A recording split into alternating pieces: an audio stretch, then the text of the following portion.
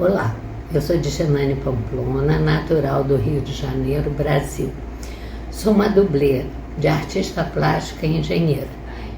Gertrude Stein foi uma mulher importantíssima, escritora e poeta, na década de 20 em Paris. Década essa onde tinham artistas maravilhosos que habitavam e ela aglutinava esses artistas em torno dela, e ela foi responsável também pela criação da livraria Shakespeare & Company, onde todo mundo se encontrava.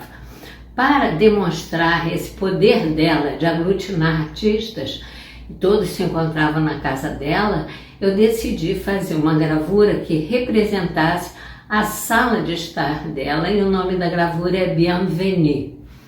Essa gravura eu comecei fazendo um desenho da sala de estar dela e coloquei sobre a lareira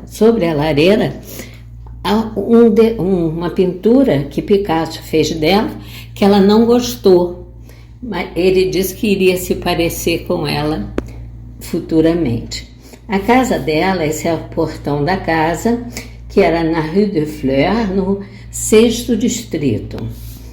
Essa gravura foi editada, ela foi feita uma gravura em cobre, com as técnicas normais de gravura, e ela foi editada com a tinta Charbonnel Sépia Coloré. Como tudo era em torno dela, eu decidi fazer um mapa de Paris, centralizando no Jardim de Luxemburgo, onde a casa dela é ela, e localizando o Panteão, a catedral. Esse jardim foi impresso num papel especial que permite fazer uma fotogravura que foi feita em cobre. Fotogravura dessa que foi impressa em papel Hahnemann e onde se pode ver, aqui está Ernest Hemingway, aqui é o ateliê onde Picasso pintou Guernica, e aqui está a casa da Madame Gertrude Stein. O local que eles frequentavam e se encontravam está aqui localizado também no mapa. Então, Brasserie, Café de Fleurs, La Rotonde, tudo isso gerava em torno da casa da Madame Gertrude Stein.